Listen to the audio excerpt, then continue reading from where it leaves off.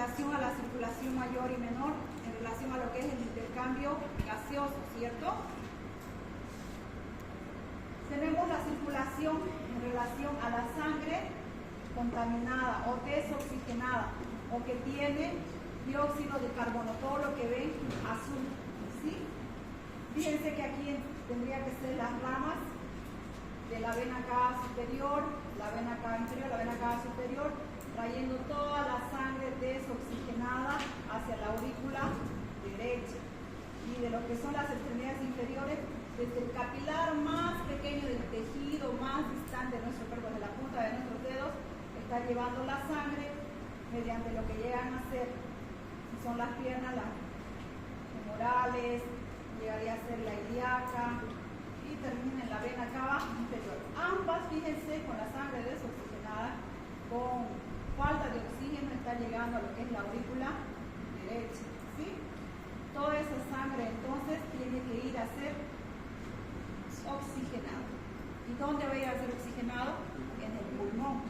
Nuestros 4 o 5 litros de sangre van a circular en cada latido, en un minuto. En un minuto circula 60 veces, 70 veces, lo normal es de 60 a 100 veces, ¿cierto? La cantidad de volumen que nosotros tenemos. Si tenemos un volumen escaso, 2 litros porque hubo una hemorragia, entonces hace una medida de compensación, el corazón late más veces, ¿cierto? Produce una taquicardia. Entonces, si es que hubiera alguna falla en este trayecto, la sangre que tiene que ir hacia los pulmones, ¿qué pasaría con eso? No circula, ¿cierto? No hay perfusión, no hay circulación, entonces va a haber acúmulo de dióxido de carbono. Y aquí toda la sangre oxigenada vuelve por las venas pulmonares a lo que es la aurícula izquierda y por ende a lo que es la aorta y sus distintas ramas, ¿no? Para la parte superior, por las carótidas, sus claves, se distribuye y así sucesivamente. Lo que nos interesa es ese intercambio. Entra oxígeno y sale dióxido de carbono. Pero fíjense con todo esto que las ramas vasculares llegan hasta las partes periféricas, o sea, todo nuestro cuerpo tiene una red vascular de una perfusión de oxígeno con dióxido de carbono. Si hubiera alguna alteración, entonces nosotros hacemos hipoxemia, ¿sí? Aquí entonces es casi similar, es importante que nosotros nos acordemos de estas gráficas. Lo que llegaría a ser, fíjense, en el pulmón derecho y pulmón izquierdo, ambas que son similares, bilateral, las manifestaciones van a ser entonces sistémicas bilaterales.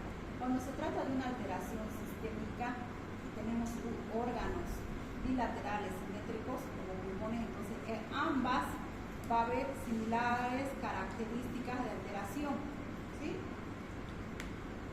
Esta red capilar, en lo que está llevando sangre desoxigenada por las arterias pulmonares, termina en finos vasos que están adosados a los alveolos.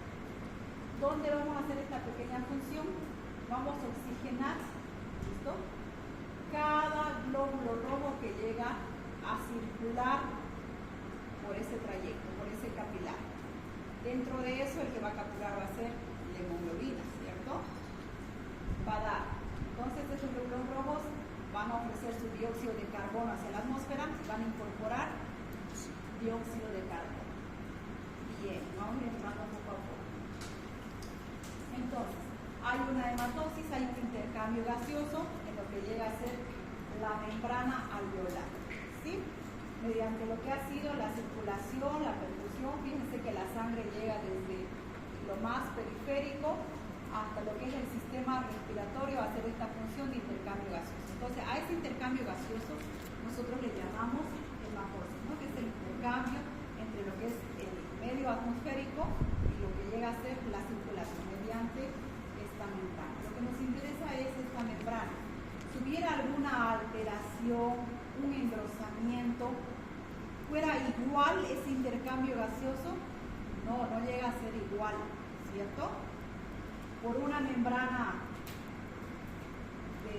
como es esta membrana alveolar, la difusión es en entra oxígeno y sale dióxido de carbono. Pero en el engrosamiento nosotros necesitábamos saber cuáles son las causas del engrosamiento, por qué se llega a engrosar, por qué hay esa dificultad de hacer ese pasaje de intercambio. Bien, fíjense, si es que no se hace ese intercambio, entonces la sangre desoxigenada va a volver a la misma red vascular. Y ahí estamos haciendo un shunt, como es en la comunicación interauricular o interventricular, pasa sangre desoxigenada, ¿cierto?, a la otra cavidad que mantiene la sangre oxigenada. Lo mismo, cuando no hay una capacidad de intercambio, entonces esta sangre desoxigenada va a seguir circulando, va a seguir haciendo la perfusión.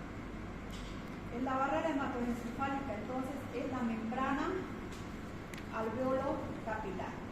Y esta tiene sus capas, tiene 6 capas, cualquiera de esas se puede alterar.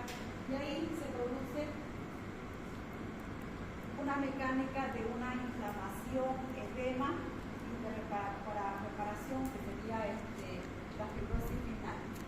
Entonces, la capa lipídica o surfactante, vamos a hacer esta gráfica para repetir. La capa primera surfactante está en relación al que llega a los neumocitos tipo 1 a producir, entonces, primeramente el intercambio gaseoso, pero los neumocitos tipo 2, ¿no?, llegan a producir una capa de líquido para que esta no se colapse. Pero si estos neumocitos tipo 2 disminuyen porque esa membrana se alteró, entonces va a haber un colapso. Exactamente. Entonces, cuando llega a insuflarse, hay una mecánica de distensibilidad, ¿no?, o compliance, como dice el texto. Compliance es lo que se llega a estirar, a inflar, a hacer una mecánica de distensión, de flexibilidad. Y tiene una mecánica de elasticidad, de volver el alveolo a su normalidad.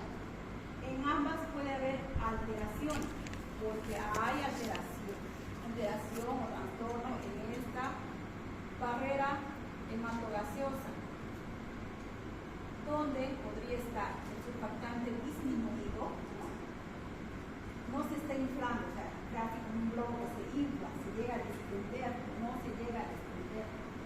Y es a veces una de las causas, por ejemplo, de los recién nacidos prematuros, que no tienen muchos neumocitos tipo 2, hay una escasez por la falta de validación, que no llegan todavía a producir un neumocito tipo 2, y este surfactante entonces no lo va a tener tensa en su alveolo, todo está colapsado. Entonces, una caída colapsada, no hay buen pasaje, no hay una buena ventilación aérea, no hay una capacidad de tener una suficiente cantidad de aire para que dentro de ese aire el oxígeno pueda incorporarse hacia el medio circulatorio. Entonces, es una de las alteraciones, ¿cierto? Cuando hay un proceso infeccioso, también hay una descamación de esta capa epitelial, esta capa celular que llega a producir. Bueno, el epitelio alveolar también puede ser alterado, puede haber rupturas.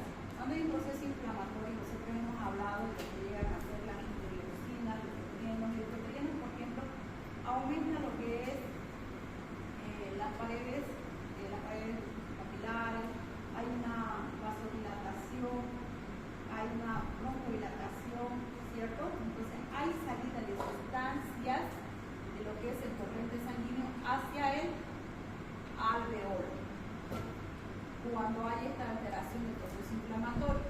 Hemos hablado que dentro de la sangre, ¿sí?, no solo es el componente hemático, hay sustancias químicas que son los mediadores químicos, hay sustancias electrolíticas, sodio, potasio, cloro, magnesio y muchas otras sustancias, de los cuales lo que nos interesa para el proceso inflamatorio son los glóbulos blancos. Dentro de esos blancos, los leucocitos.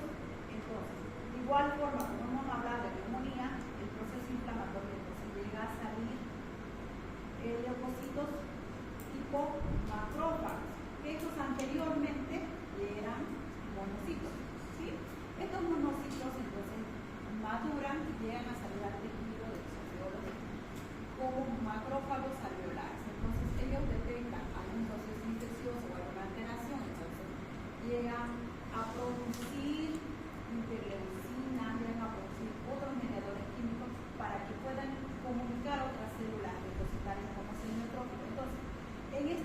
respiración, los neutrófilos van a estar en mayor cantidad. Esto y ahí se hace toda la reacción química y van obstruyendo, van engrosando esta membrana alveolar. Entonces, en el intercambio gaseoso va a haber un acúmulo, meramente, y aparte de lo que son los componentes celulares, químicos, también hay un medio plasmático, ¿cierto? Un medio extracelular que tiene el torrente sanguíneo. Entonces, va a haber una extravasación hacia el espacio intersticial. Fíjense, este sería un capilar de rosita, y aquí sería la pared alveolar con sus distintas capas. Capa surfactante, que está producido por el leucocito tipo 2, que es una célula, ¿cierto? Está el leucocito tipo 1, tipo 2, tipo 1, tipo 2. El epitelio alveolar, la membrana basal epitelial. Hay acúmulo y extravasación porque ha habido un proceso de vasodilatación de sustancias hemáticas hacia estos espacios y también hay destrucción de estas capas, esto dependiendo de la causa. El engrosamiento de esto entonces altera lo que es el intercambio gaseoso, primero por la calidad de la membrana, por la calidad de estas capas, ¿cierto? Y también por el engrosamiento. Entonces en este espacio intersticial hay una extravasación de líquido extracelular de causa no cardiogénica, es una de las diferencias a lo que llega a ser un edema pulmonar y por el distrés respiratorio. ¿Listo? Hay edema pulmonar que causa cardiogénica, pero estas clasifican a las no cardiogénicas, que no tenga origen por una alteración o una patología cardiológica. Anteriormente, es una patología, una alteración que se considera desde el año de los 60, 1960, 67, donde lo consideraban como pulmón blanco, pulmón de shock o sepsis, insuficiencia respiratoria aguda, y hay algunos criterios que lo vamos a ver más. Entonces, si les habla de pulmón blanco, entonces, esto les habla en relación a la imagen que se ve en la radiografía del tórax. Las radiografías las vamos a ver en la escala de grises, las vemos en el parénquima pulmonar negrito, ¿cierto? Se llama radiolúcido. A un principio a veces cuesta entender porque como un negro hace lúcido, digamos, ¿no? Pero es por la interpretación que se llega a hacer por la cantidad de aire que llega a tener los pulmones. Entonces, cuando hay un edema, se ve como opaco. Entonces se ve como si estuviera velada la placa, pero es a causa del edema, del aumento del espacio intersticial por el edema que se está llegando a producir, por el engrosamiento de las membranas alveolares. Entonces lo vamos a definir como síndrome de inflamación y aumento de la permeabilidad de la membrana alveolo-capilar. El síndrome de distrés respiratorio agudo es una insuficiencia respiratoria aguda grave, ya es grave, potencialmente mortal, caracterizado por un edema pulmonar no cardiogénico. ¿Listo? Hacen las preguntas de examen de residencia, les dicen el distrés respiratorio, le dicen causa, le dicen insuficiencia cardíaca, insuficiencia mitral, estenosis aórtica y le puede decir choque séptico. Entonces es un choque séptico. De causas no cardiogénicas, siempre salen los exámenes. Pues, ¿cuáles condicionan un pobre oxigenación del paciente? Si el paciente tiene una hipoxemia, ya ¿cómo lo vamos a clasificar clínicamente? Clínicamente, cianosis, ¿no? Taquipnia. Estamos hablando de que tiene una frecuencia respiratoria acelerada. Y si decimos que es grave, cuando hay una insuficiencia respiratoria tipo grave, ya hay apoyo de músculos respiratorios accesorios, las intercostales, va a haber movimiento, entonces de las costillas. Nosotros vamos a ver que aparte que llega a ser bilateral, entonces hay mucho esfuerzo al respirar. Está utilizando la partida costal, ¿cierto? Entonces ya vamos traduciendo la parte clínico-química que nosotros vemos, ya vamos traduciendo en la parte del examen físico. Los labios, si tienen una hipoxemia, entonces los labios, orejas, dedos, ¿no? La periferia de nuestros tejidos,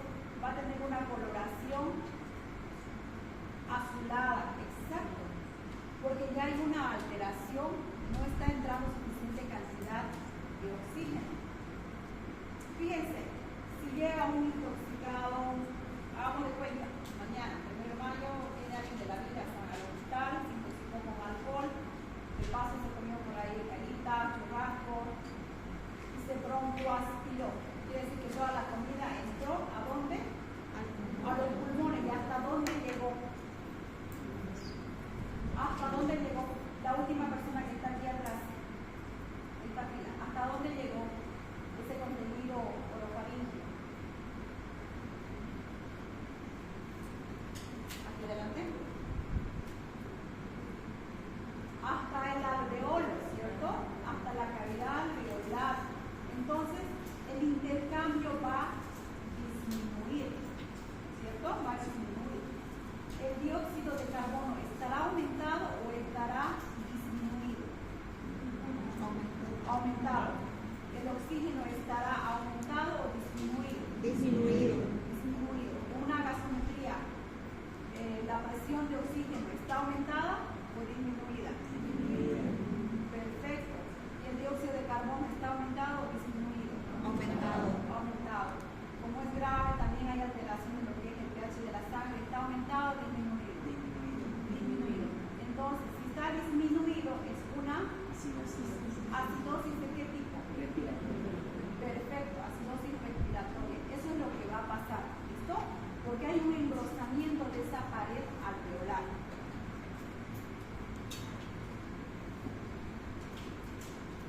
Concepto.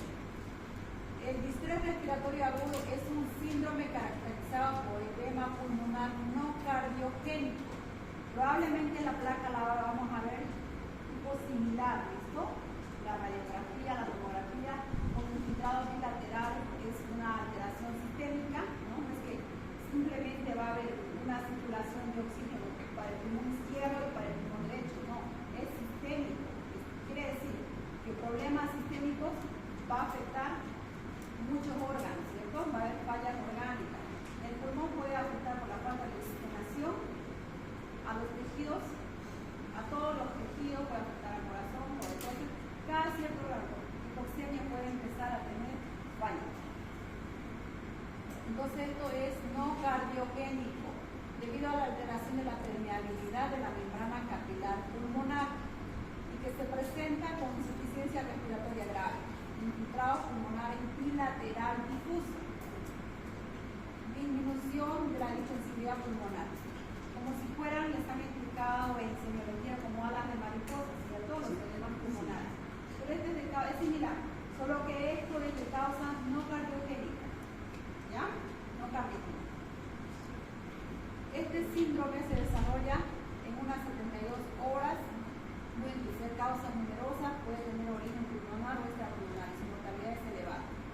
Cuando hablo de un origen no pulmonar, tengo que pensar en otras causas, ¿no? Que podría alterar esa membrana. Una infección puede alterar esa membrana, puede alterar. Una infección quiere decir que es una neumonía. Entonces, estamos hablando que una neumonía grave puede alterar la membrana y puede inducir a un estrés respiratorio. Entonces la vamos a clasificar en causas pulmonares directas y en lesiones pulmonares indirectas. ¿Listo? Causas pulmonares que se lleva en primer lugar son las infecciosas, las neumonías. Neumonías puede ser de origen viral, de origen bacteriano, parasitario o fúngico, ¿no? Los hongos. Entonces puede tener distintas causas. Dentro de esas causas, la bacteriana es una de las que se lleva a los primeros lugares. Y ahora por la temporada, la gente que tiene comorbilidad, estamos teniendo bastantes complicaciones de neumonía y insuficiencia respiratoria por la influenza. COVID también, en menos escala, pero también estamos en un promedio, lo estamos viendo, esa parte de la atención hospitalaria que estamos teniendo.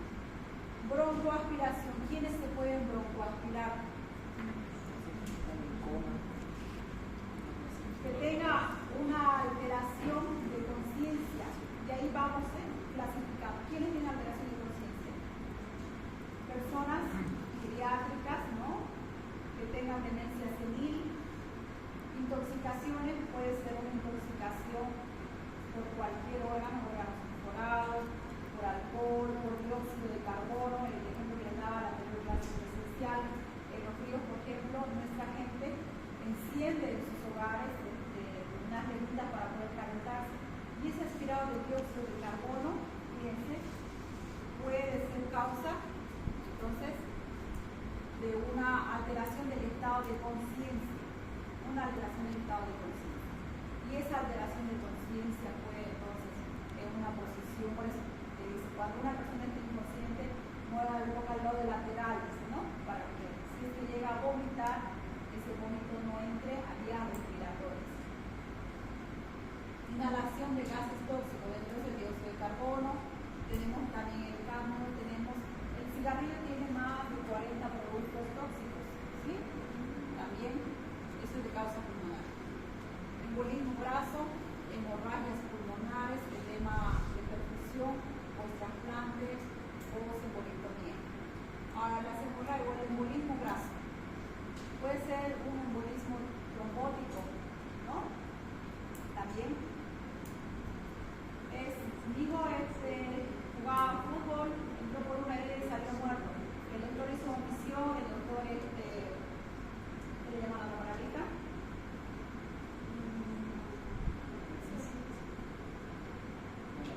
Mala praxis.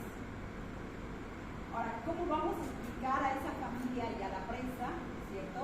Lo que a nosotros nos cuesta más de 5 años o 3 años o una noche poder lograr comprender cómo es que vino por una herida en la pierna, ¿cierto? Y murió por un paro cardiorrespiratorio. Por el hecho de que nosotros tenemos una circulación en todo nuestro cuerpo que es la circulación mayor o menor, tenemos un sistema de perfusión interesante.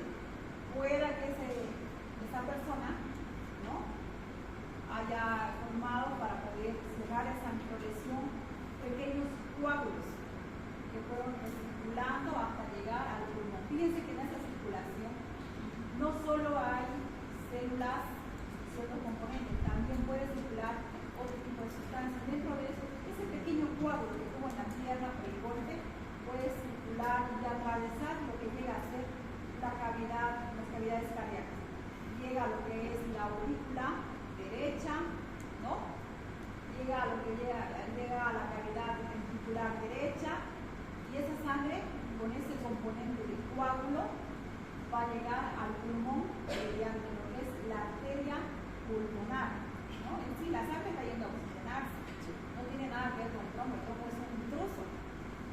Pero ese pequeño trombo va a ir a bloquear, ¿cierto?, una de esas redes capilares donde no va a llegar suficiente perfusión, no va a sacar dióxido de carbono, no va a incorporar porque hay una obstrucción.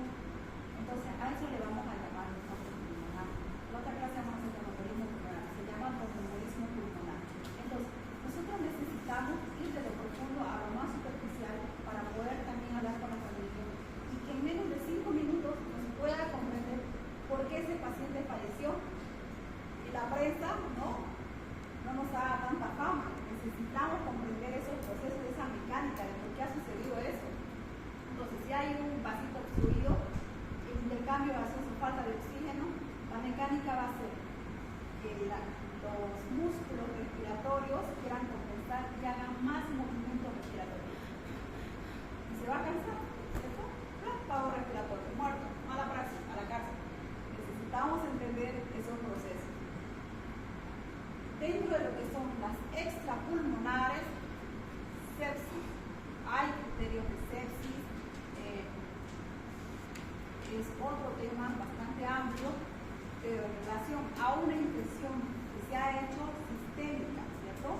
Que la bacteria o el germen ha llegado a pasar al corriente sanguíneo, entonces tiene ciertos valores, arriba de 20.000 leucocitos, abajo leucopenia, abajo de 3.000, fiebre arriba de 38, tiene sus criterios, pero para nosotros por ahora nos vamos a quedar con una infección sistémica bacteriana.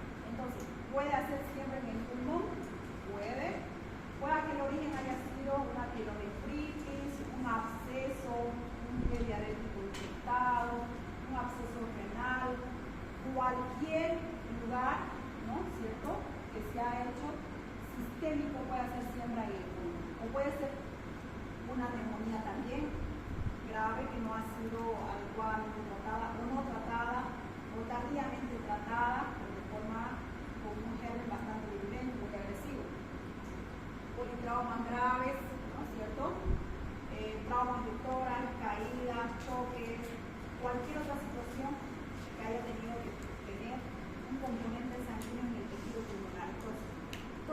células que han llegado hacia el pulmón se sobreinfectan y ocupan espacio. Sobredosis de drogas, sobredosis o autoeliminación.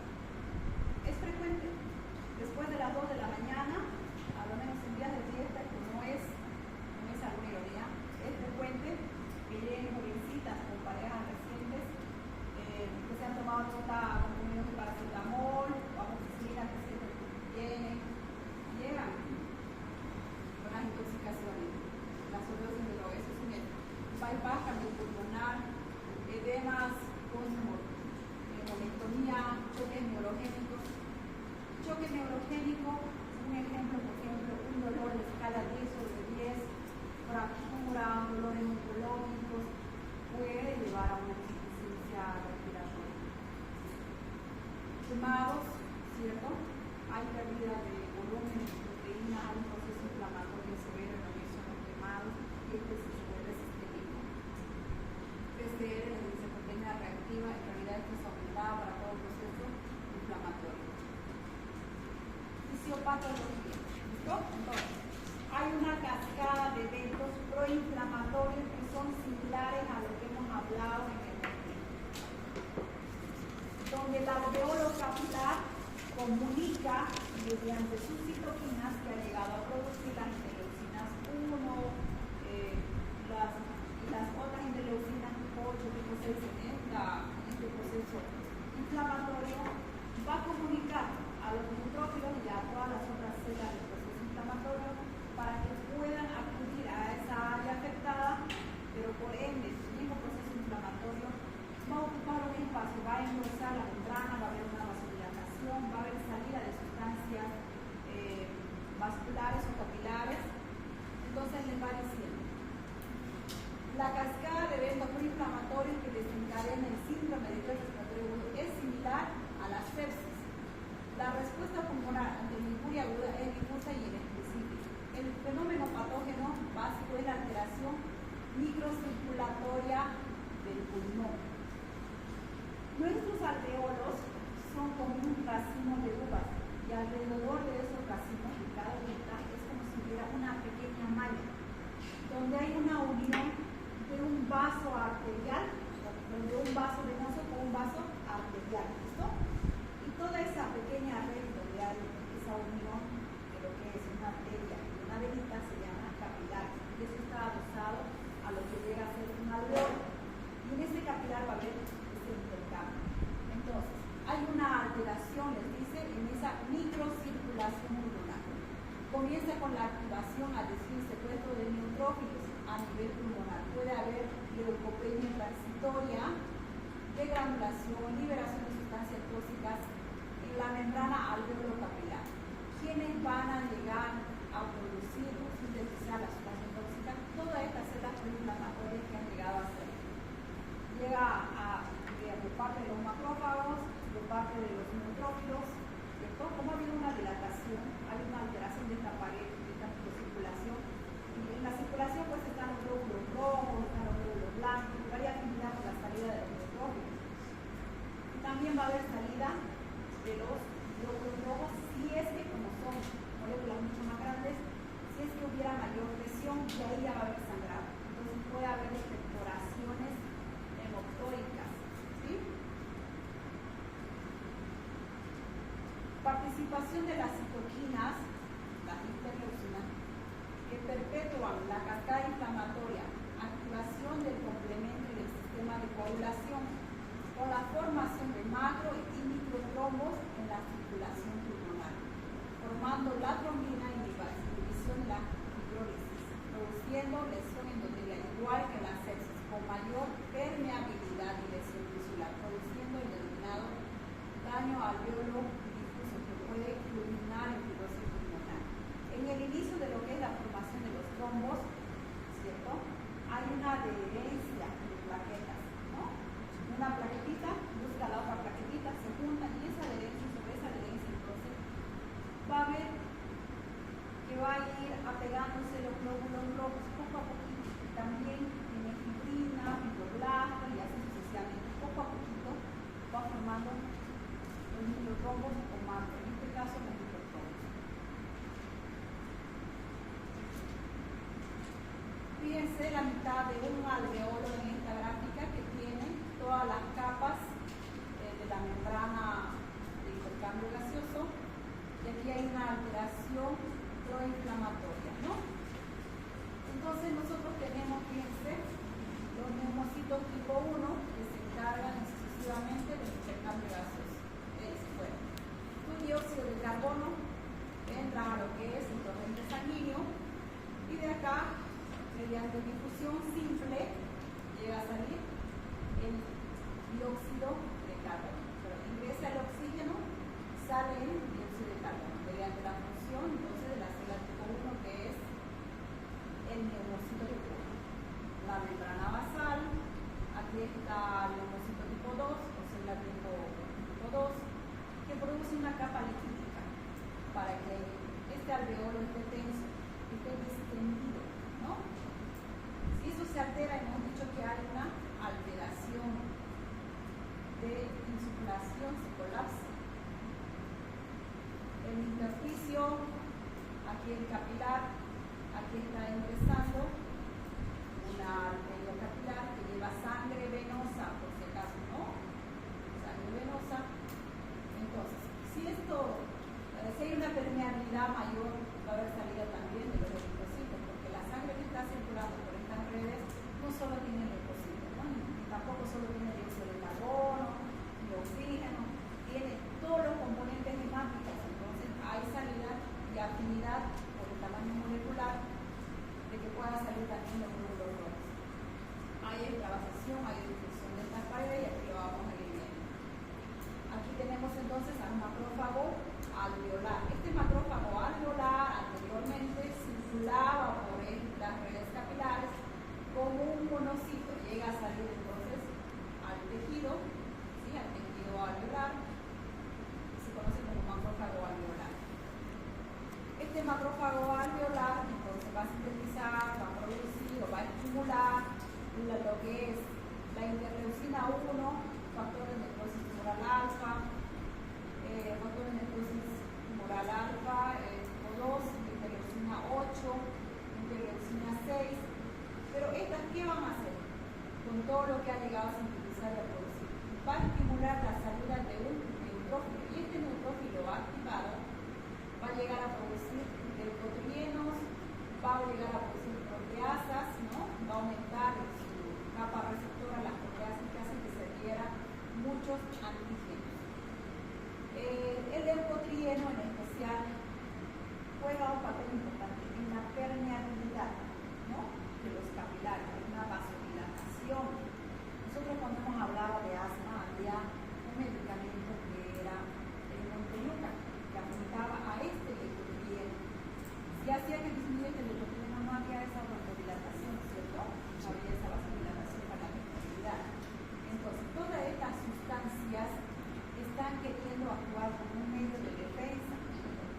Llega a salir entonces toda la célula proinflamatoria para ese antígeno o anticuerpo, esa situación que está sucediendo, pero como el estímulo es grande, como el estímulo es muy agresivo, todas estas sustancias a la vez llega a quedarse como un líquido exudativo, que llegaría a ser la secreción violenta que está obstruyendo, ¿no? Esta cavidad alveolar.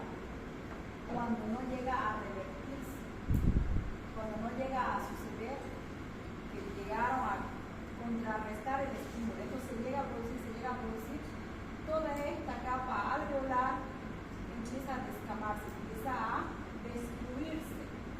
Hay células necróticas o apoptosis de las células tipo 1, ¿no? Y llega a destruirse. Empieza esta pared a deformarse. Si es que hay menos células neumocito tipo 2, no va a haber esta defensibilidad.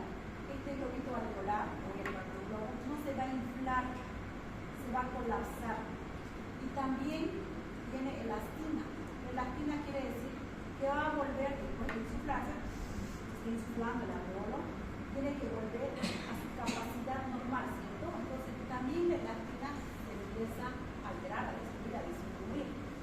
Entonces no vuelve, no tiene esa capacidad de volver a su tamaño normal.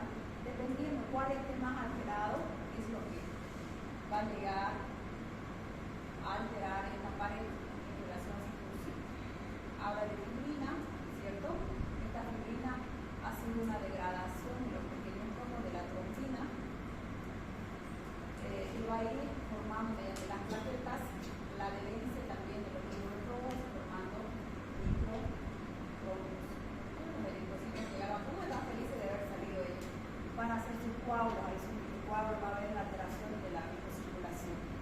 Entonces, todo esto de acá, estas células que ven, ha salido entonces por la permeabilidad, porque la difusión en la capa alveolar está alterada, lo que llega a ser la membrana capilar también está alterada, entonces hay mayor salida, bueno, no sale,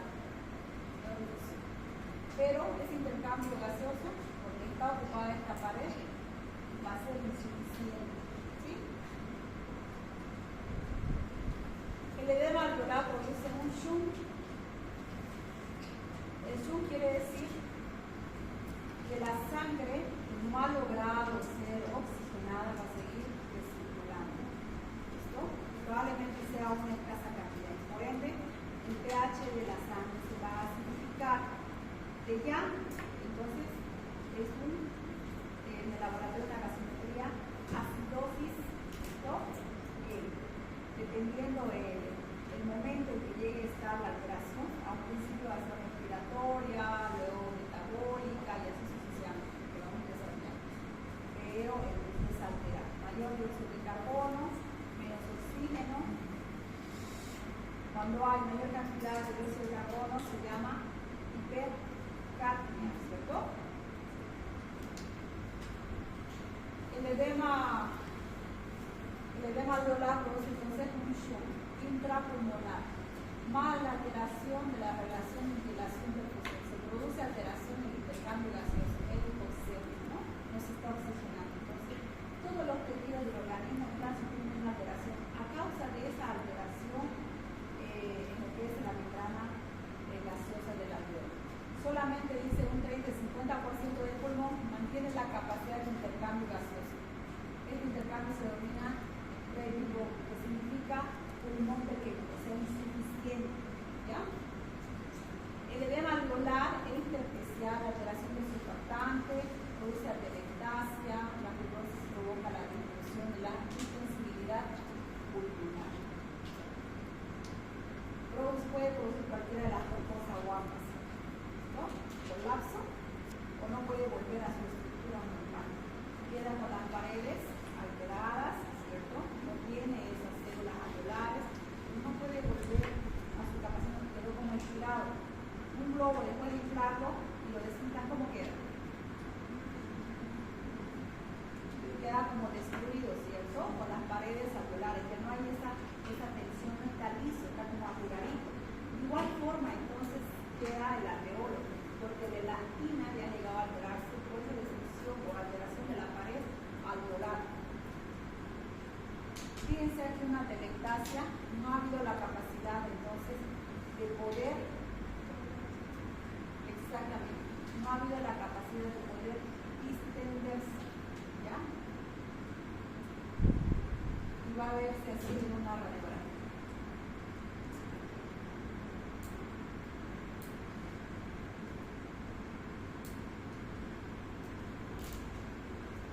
Ocurre entonces un proceso inflamatorio difuso del pulmón con la presencia de edema pulmonar de origen no cardiogénico, repito, de origen no cardiogénico. Los alveolos pierden la capacidad de intercambio gaseoso. Insuficiencia respiratoria aguda tipo hipoxémica. Hay un shunt pulmonar, ¿cierto? Hay un intercambio sanguíneo no oxigenado de vasos, en este caso de vasos pulmonares, ¿no? A vasos que no son pulmonares. Capas de la membrana, ya hemos hablado entonces.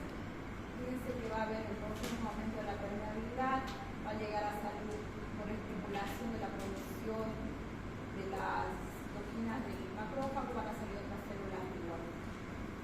Entonces, en resumen, se produce un DAC, ¿no? Que es el daño alveolar difuso bilateral. En resumen, tiene tres fases, una fase aguda, fase proliferativa y fase fibrótica. Bien, puede ser mortal directamente en su fase aguda, puede que no llegue a una fase fibrótica porque esto ya es tipo de reparación, donde ya las mucosas pulmonares dicen, ¿no?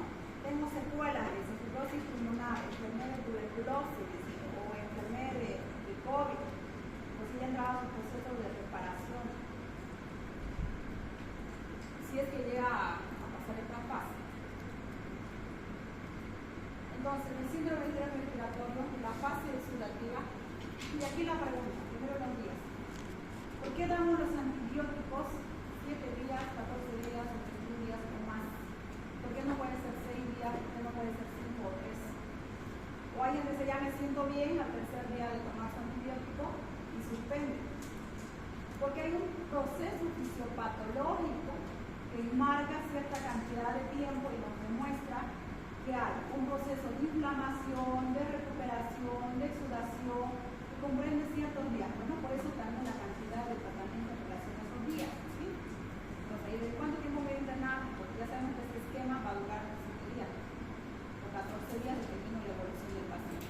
Entonces, en estas fases del estrés respiratorio, que son las 3, de la fase exudativa, que habíamos hablado del edema, en el edema hemos hablado que hay una extravasación, ¿cierto?, de líquidos extracelulares, que está rodeando a lo que son las células hemáticas. Entonces, el líquido, cuando uno se pincha, siempre sale un líquido para poder hacer una pequeña muestrita.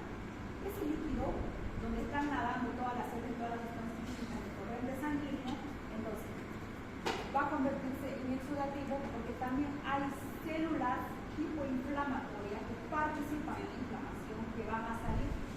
Eso es lo que lo llega a ser purulento, esa característica. Y esta fase va a durar entonces de 0 a 7 días, ¿no? La proinflamatoria, él dice desde los 7 días, aproximadamente hasta los 14, y fibrosis arriba de los 21 días. La fase exudativa tiene sus características, ¿ya? Lo vamos a ver así por fases. Dice lesión del endotelio alveolo capilar, lesión del linfocito tipo 1 y tipo 2, o sea, de todos los componentes que hay en esa membrana. Acumulación de líquidos y proteínas en el espacio intersticial y alveolar. Entre lo que es el alveolo y la red capilar hay un espacio que se llama intersticio. Entonces, ese intersticio ahí se acumula esos líquidos de extravasación, por eso el edema. Y también hay la destrucción de estas células alveolares.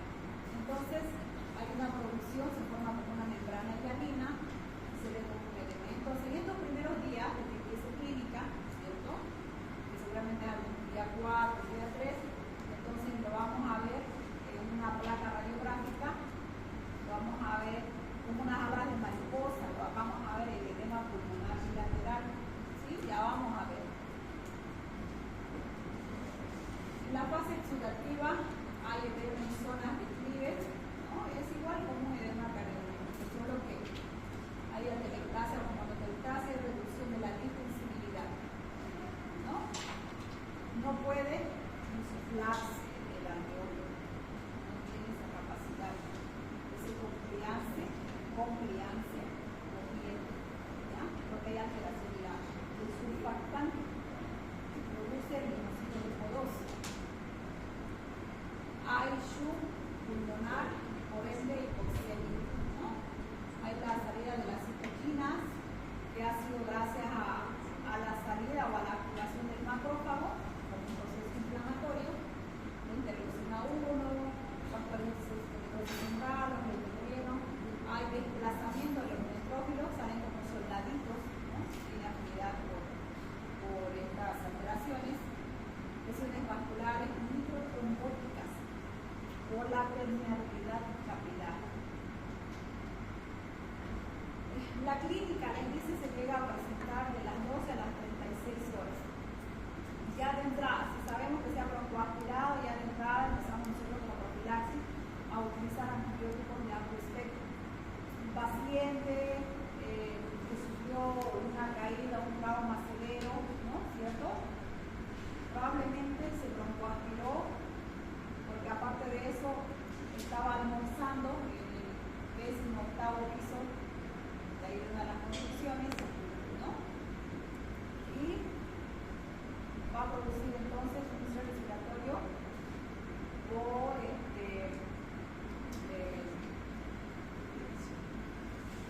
lo que ha sido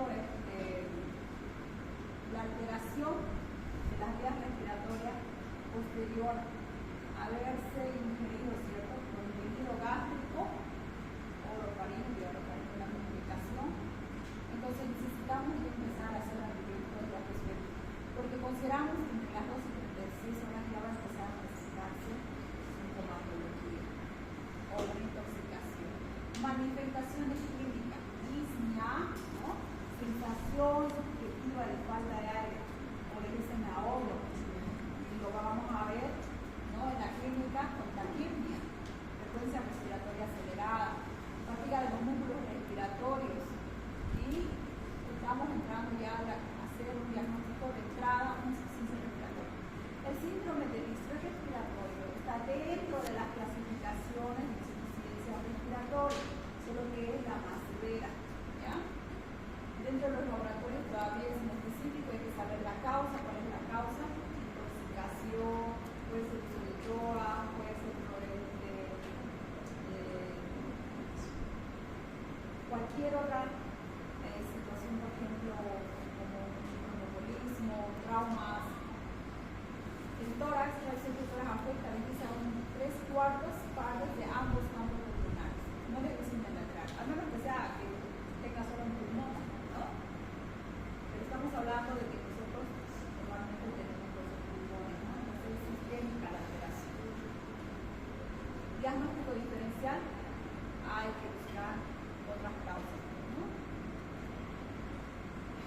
3/4, entonces fíjense en la plaquita como la estamos viendo, ¿no? El infiltrado bilateral, eso es lo que vamos a ver, o lo vamos a ver con un pulmón que está blanco, ¿cierto? Este blanco que nosotros vemos entonces es un infiltrado, porque el edema es bilateral, está entre ambos, ha habido la extravasación de sustancias extravasculares, de la sustancia de líquido vascular, ¿no?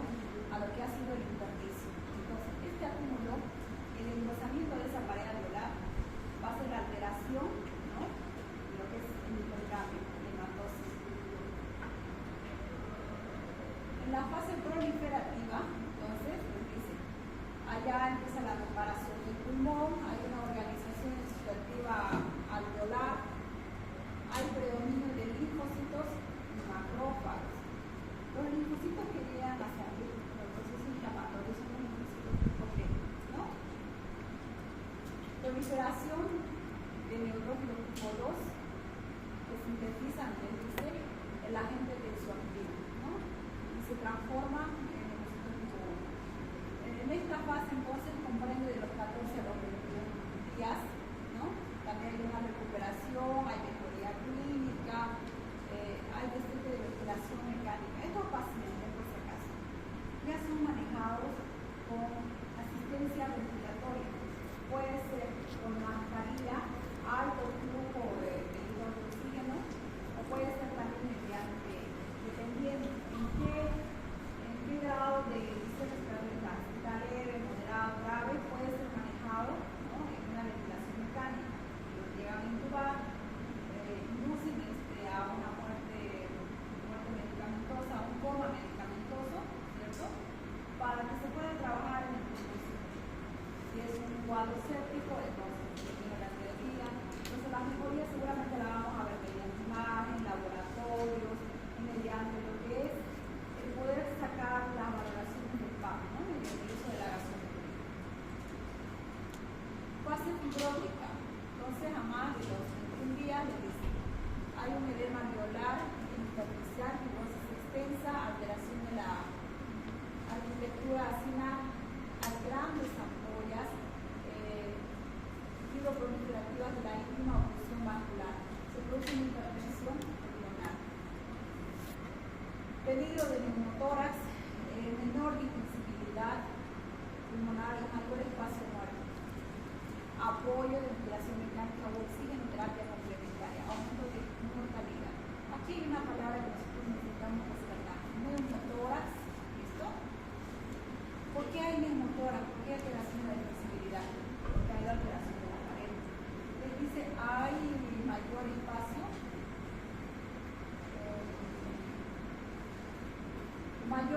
muerto. ¿Cuál es el espacio muerto de las vías respiratorias? Ya, ¿qué más? Bronquios. El espacio muerto se llega a producir por todo ese oxígeno que ocupa lo que son las vías respiratorias, pero que no llega a ser funcional, que no llega a nuestros pulmones, ¿sí? Por ejemplo, cuando uno respira, no no es que se cierra entre la tráquea ni los bronquios, sigue abierto, sigue permeable y está con una cantidad de oxígeno. ¿Qué es oxígeno? En la exhalación, para que pueda salir el dióxido de carbono, va a salir, ¿cierto? Y ese trayecto va a seguir con aire. No es que se colapse, no se cierra. Cuando volvemos a respirar, ese espacio de los bronquios, tráquea, va a seguir quedando con una cantidad de aire. Cuando estos alveolos y la pared están lesionadas, empieza a romperse, empieza a destruirse, porque hay una alteración de la arquitectura de la pared alveolar. Entonces se junta con otro alveolo. Entonces ese espacio muerto, ¿no? Porque ustedes saben que los bronquios terminan en bronquios, bronquiolos, se llega a abrir mucho más. Entonces los espacios muertos van creciendo por la destrucción y la unión de las paredes alveolares, ¿ya? Porque esa pared no está alterada, tiene una alteración estructural por las lesiones que ha sufrido. Es interesante, y en la placa, ¿cómo lo van a ver esos espacios? Si fuera una gran lesión. La tuberculosis, a ver, en la tuberculosis lo van a ver con unos espacios de mayor nitidez, lo van a ver con unas bullas, ¿cierto?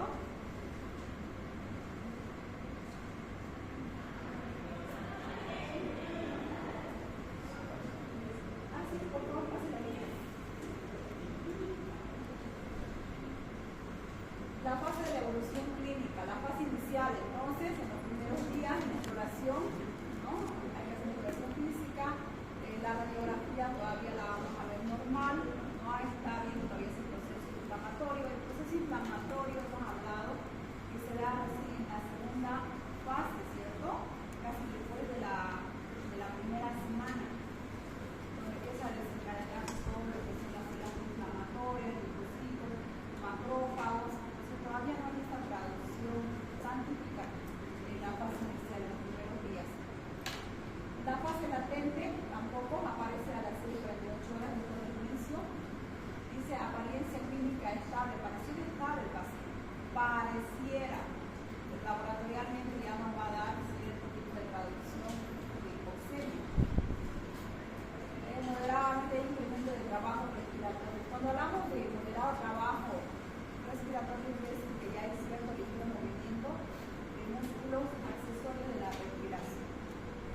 Anormalidades ya vamos a empezar a encontrar y una anormalidad en la radiografía. En la fase de insuficiencia respiratoria, ¿no? Entonces vamos a encontrar taquipnea, ¿no? Respiración aumenta, frecuencia de respiración aumentada, dificultad de la respiración, sensación de ahogo. Y en el examen físico encontramos destructores pulmonares bilaterales, siempre es bilateral, todo lo que tiene una afectación sistémica, ¿no? Y es un órgano o un componente bilateral, como los pulmones, riñones, la afección va a ser bilateral. Entonces vamos a encontrar esas características blancas que no han visto en el pulmón, las infiltraciones, ¿cierto? Que hacen en esta fase. La fase de consolidación, que ya se vio en la última fase, hay hipoxemia refractaria, acidosis respiratoria que está buena. Acidosis, empezamos que la sangre está poniendo pH disminuido, ¿sí? Primeramente, el cuadro clínico. Existen dos formas, ¿listo? Una mediante lo que es una alteración sistémica y la otra es mediante un componente externo. Como por ejemplo, aquí en esta mecánica les han puesto dos ejemplos, que la primera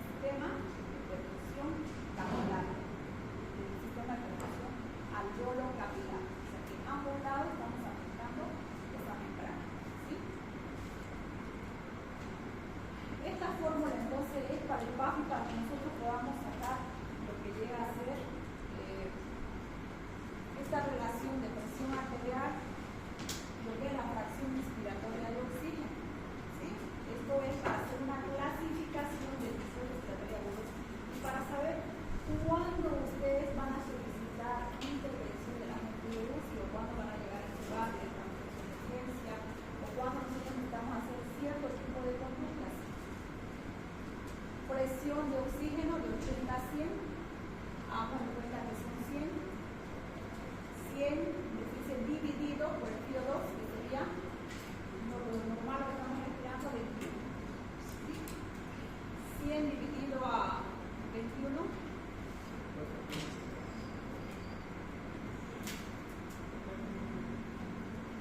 100 dividido a 21.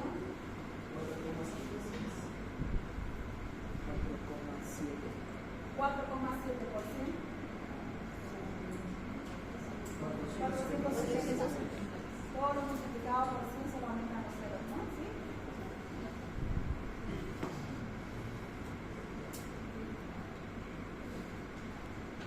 La presión de oxígeno, por si acaso, lo vamos a sacar de la gasometría, ¿no? Del examen periférico que vamos a hacer. En ciertas circunstancias, cuando no se lograra sacar, se saca de la región inguinal, y hay que palpar el pulso, ¿no? El latido.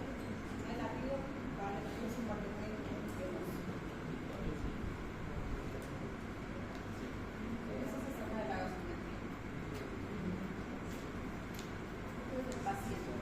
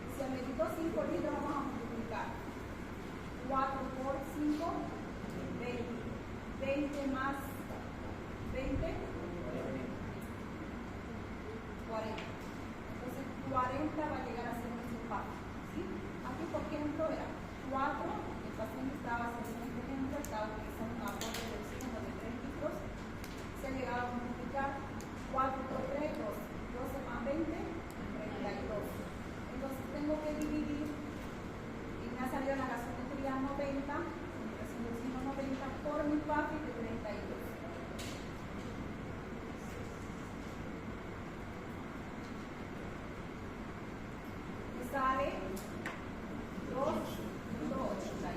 Entonces multiplico por 100, me va a salir 281. ¿Sí? Perfecto. Síndrome del distrito respiratorio leve. ¿Okay? Ya estamos entrando a hacer un diagnóstico. Aquí tenemos una clasificación entonces de la relación presión de oxígeno más fracción respiratoria, que es el famoso PAR. Mayor a 300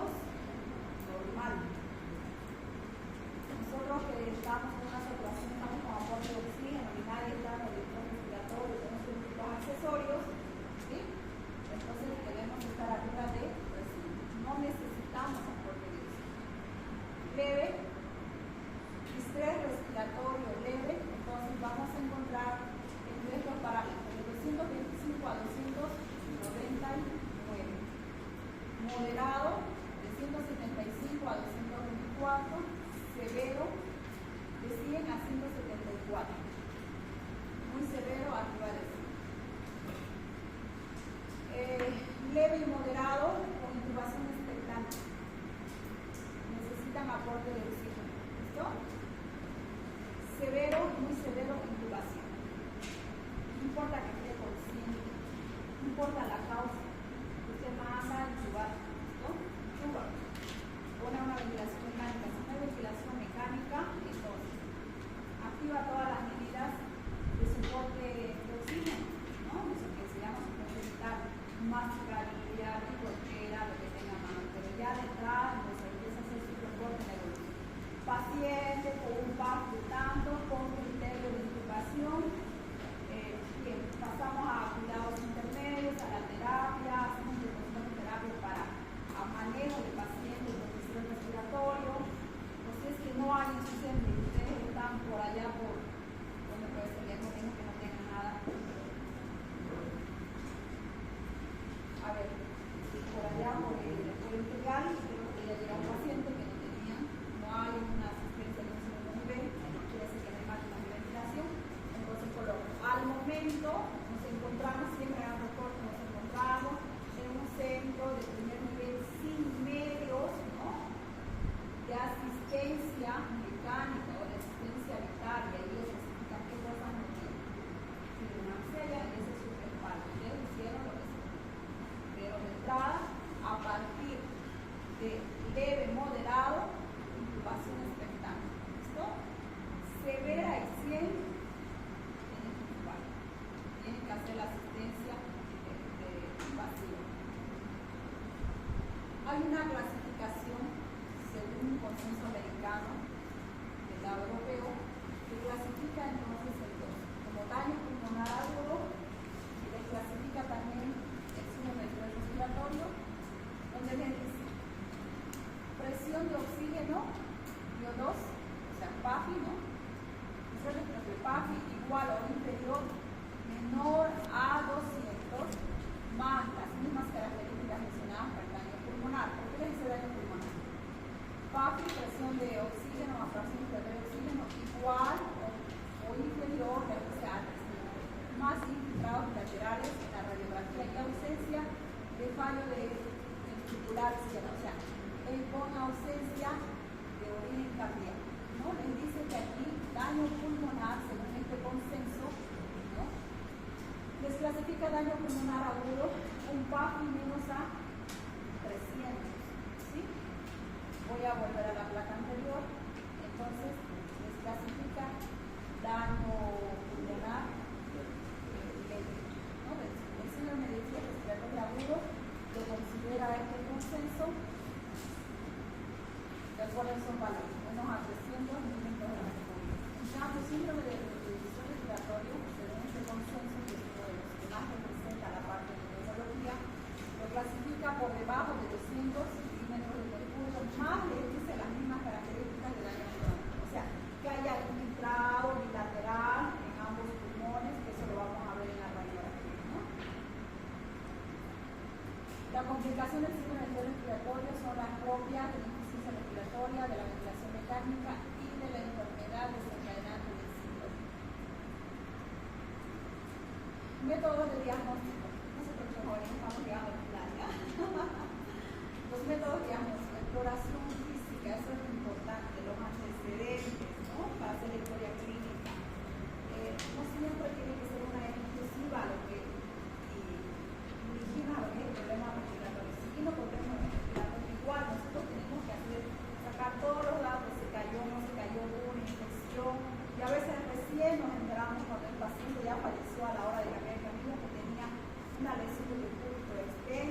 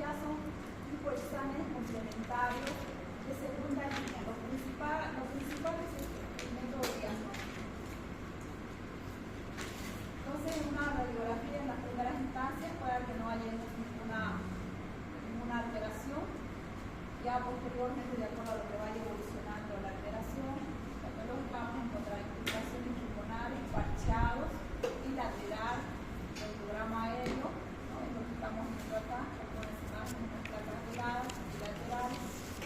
Por eso es que también se conocía como punto en blanco.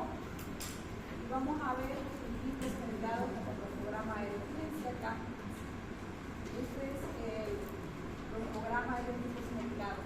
Ustedes han visto que esos cristales mezclados, sí, medio borroso, ¿cierto? Sí, el cristal en sí es clarito, como usted ve, digamos, es una mermelada, si es qué sé yo, alguna otra sustancia, el cristal que está transparente, ¿cierto? El mermelado es como si fuera borroso. Eso es lo que vemos esa característica, como si fuera un medio borrado, ¿cierto? Como si estuviera borrado. Y dos, lateral, las huellas las identificas por la disposición de las paredes alveolares, ¿no? O el sistema mediastínico o subcutáneo. Criterios de diagnóstico del síndrome de disfunción respiratorio, hago hincapié, hipoxemia, presión de oxígeno menos de 60, comienzo agudo, no es que ya hace un mes, 2 meses, no. Infiltrados y laterales en la radiografía y que la causa no sea origen cardíaco. ¿Sí? La insuficiencia cardíaca derecha lleva, ¿cierto?, al edema pulmonar cuando hay una sobrecarga de edema. En este caso, no tiene una insuficiencia cardíaca.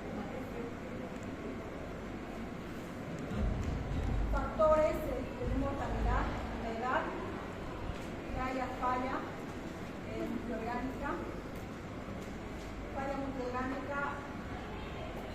que haya desarrollado una insuficiencia renal, ¿no? Una insuficiencia cardíaca, que haya encefalopatía metabólica por hipoxemia, enfermedades oncológicas avanzadas terminales, enfermedades con compromiso inmunológico, oncológicas avanzadas, cáncer de mama estadio 4, metástasis pulmonar, un sarcoma, ¿no? Fase terminal, ya sea con avance renal, una vitalidad oral, con avance oral, inmunológicas, diabetes, VIH, todo lo que tenga que ver con alteración de la parte inmunológica.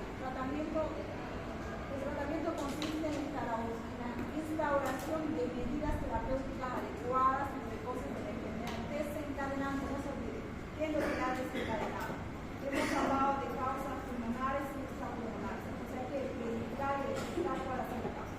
Por más que ustedes hagan una buena actividad, sean capísimos en lo que es manejo de vías respiratorias, ¿cierto?, sean buenos terapistas, internistas, sean buenos en lo que es la terapéutica respiratoria, si no identifican la causa, va a ser un tratamiento inconcluso y el paciente va a seguir descompensándose.